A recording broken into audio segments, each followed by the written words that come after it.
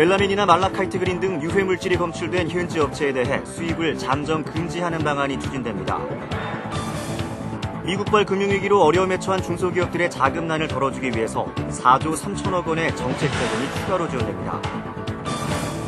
천정부지로 치솟던 소비자 물가가 국제유가의 안정세로 2달 연속 하락했습니다. 앞으로 도입될 자율형 사립고의 등록금이 1,000만 원대를 넘어서는 학교가 속출할 것으로 보입니다. 이상은 이 시간 주요 뉴스입니다.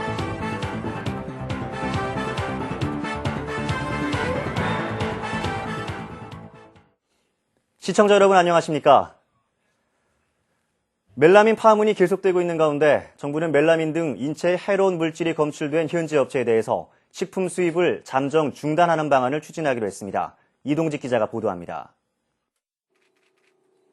중국산 가공식품에 대한 멜라민 검출 검사가 절반가량 끝났습니다.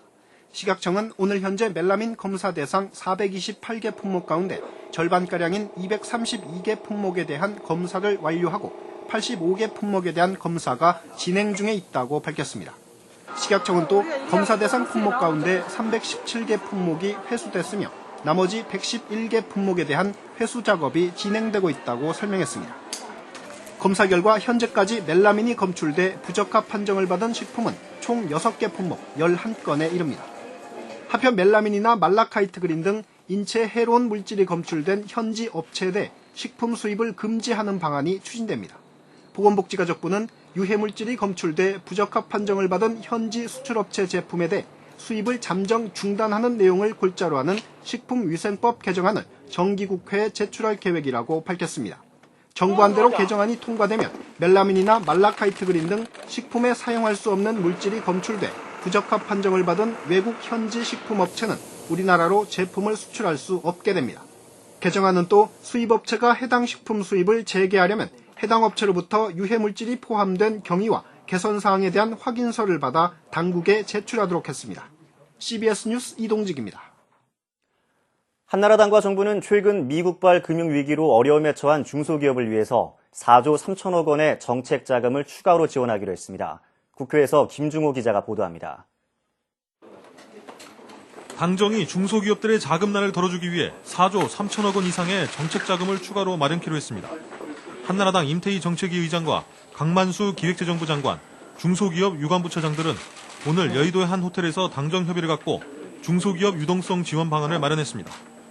임태희 정책위 의장은 최근 특수한 금융 상황 때문에 건전한 중소기업들이 도산하지 않도록 중소기업 자금의 공급 규모를 늘리고 대출도 신속하게 이루어질 수 있도록 체계를 마련하겠다고 밝혔습니다. 멀쩡한 중소기업들이 정말 열심히 하는데도 불구하고 이런 속에서 불이익을 당하지 않는, 그래서 부도가 나는 이런 예기치 못한 사태가 있어서는 안 되겠다. 한국은행도 은행들의 중소기업 대출을 늘리기 위해 시장보다 낮은 금리로 자금을 빌려주는 총액 한도 대출을 확대하는 방안을 검토키로 했습니다. 당정협의에서는 환율급 등에 따른 중소기업들의 키코 피해에 대해서도 대책을 마련했습니다. 임 정책위 의장은 4조 원 규모 내에서 특례 보조금 형식으로 키코 피해 기업들에 대한 맞춤형 지원을 하기로 했다고 밝혔습니다. 키코로 인한 피해 상황이 너무나 다양하기 때문에 금융위원회 내에 키코 대책반을 마련해 기업들의 피해 사례를 접수하고 각각의 사례에 따른 맞춤형 지원을 하겠다고 설명했습니다. 임태희 정책위 의장은 외환 시장에 대한 전반적인 상황을 점검한 결과 우리나라의 외환 보유는 국제 기준을 상회하고 있어 안정적이었다며 금융위기 장기화에 대비해 국제 공조 체제를 마련하는 방안을 점검하겠다고 강조했습니다. CBS 뉴스 김중호입니다. 이명박 대통령은 미국발 금융위기와 관련해 충분한 외화 유동성 공급을 통해서 시장 불안이 확산되지 않도록 하라고 지시했습니다. 이 대통령은 오늘 러시아에서 귀국한 뒤 청와대에서 열린 거시정책협의회에 참석해 이같이 말하고 외화 유동성 확보와 중소기업 유동성 지원 대책 등을 논의했습니다. 이 대통령은 금융시장 동향과 외화 유동성을 매일 확인해서 시장 상황에 기민하게 대처하고 자금난을 겪고 있는 중소기업이 흑자 도산하는 일이 없도록 철저히 대비책을 세워야 한다고 강조했습니다. 미국 상원이 우리 시각으로 내일 오전 하원에서 부결된 7천억 달러 구제금융안의 수정안을 표결에 붙이기로 했습니다. 부시 대통령은 백악관 긴급 성명을 통해서 구제법안의 의회 통과를 위한 노력이 끝나지 않았다면서 법안 재상정 방침을 분명히 했습니다. 이에 따라 미국 상원은 우리 시각으로 내일 오전 오바마, 맥케인 대선 후보 등이 참석한 가운데 수정안을 상정해서 표결에 붙이기로 결정했으며 법안을 통과시킨 뒤 이번 주 안으로 하원에 상정하기로 했습니다. 상원에 상정되는 법안 수정안에는 연방예금보험공사의 보장 한도를 대폭 상향하는 등의 예금자 보호 대책이 추가될 것으로 전해졌습니다. 이명박 정부 들어 자율형 사립고 100개교 도입이 추진되고 있는 가운데 자사고의 등록금이 일반 학교의 3배 수준으로 책정되면서 등록금이 한 해 1,000만 원을 넘어서는 학교가 속출할 것으로 전망됩니다. 사회부 최승진 기자가 보도합니다. 한국교육학회는 오늘 서울교육문화회관에서 공청회를 갖고 자율형 사립고 지정 요건 기준에 대한 4가지 방안을 제시했습니다. 재단 전입금이 높으면 학생 선발에 대한 자율권을 최대한 보장하고 낮으면 제한하겠다는 것이 골자입니다. 학생 모집 단위의 경우 전국 단위가 아닌 광역 단위로 선발하고 등록금은 일반 학교의 3배 수준에서 결정됩니다. 이명박 정부 중등 교육 정책의 핵심은 자율형 사립고 100곳 도입 등을 통해 학교 다양화, 자율화를 본격 추진하는 것으로 압축되지만 비판 여론도 만만치 않습니다. 먼저 등록금이 공립고보다 높게 책정돼 부유층만을 위한 귀족 학교라는 비판이 제기되고 있습니다. 자율형 사립고는 등록금이 일반 학교의 3배 수준이지만 학교에 따라 한 해 등록금이 1,000만 원대인 학교들이 속속 나타날 것으로 보입니다.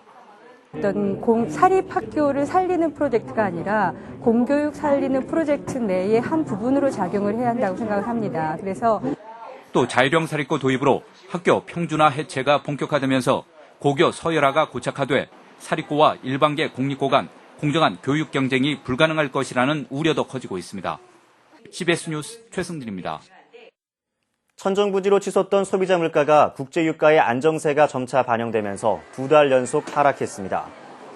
통계청은 지난달 소비자 물가가 지난해 같은 달보다 5.1%, 전달보다 0.1% 상승했다고 밝혔습니다. 이는 지난 7월 전년 동월비 5.9%까지 급등했던 것에서 8월 5.6%로 하락 반전한 뒤 다시 5%대 초반으로 하락세를 이어간 것입니다. 북핵 6자 회담 미국 수석 대표인 크리스토퍼 휠 국무부 차관보가 북한과의 핵 검증 원칙 논의를 위해서 오늘 판문점을 경유해 방북했습니다. 휠 차관보는 평양에서 북한 수석 대표인 김계관 외무성 부상과 만나 북한이 지난 6월에 제출한 핵 신고서의 내용을 검증할 원칙에 대해 집중 협의할 예정입니다. 휠 차관보의 방북은 북핵 검증 문제로 좌초 위기에 처한 6자 회담을 살릴 수 있는 사실상 마지막 외교 노력이라는 점에서 그 결과가 주목됩니다.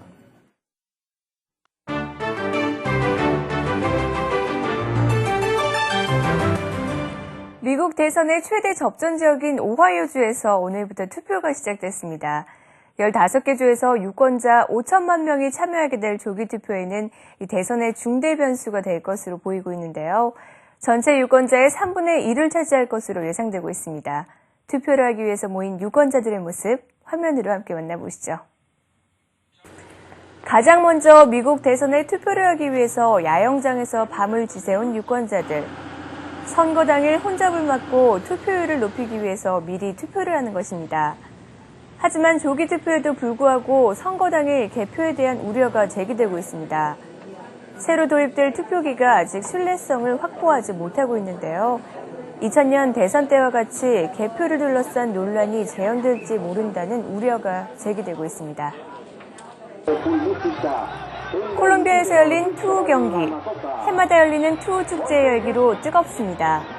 관중으로 가득 찬 원형 경기장에 거대한 몸짓의 황소가 이리저리 뛰어다닙니다.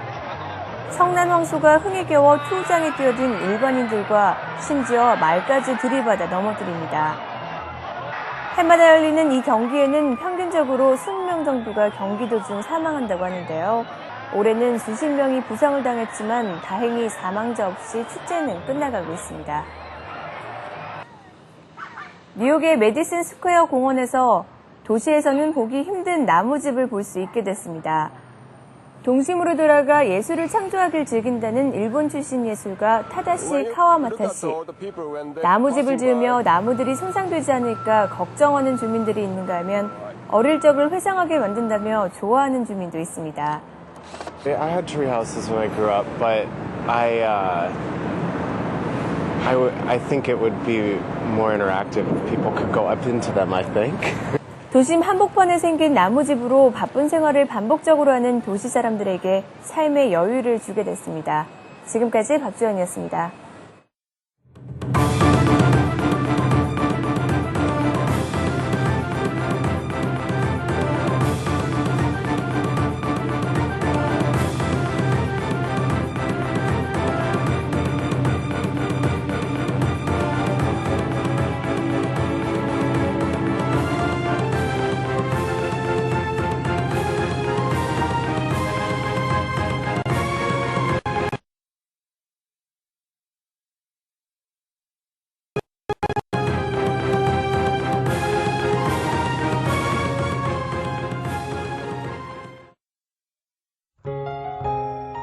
날씨입니다.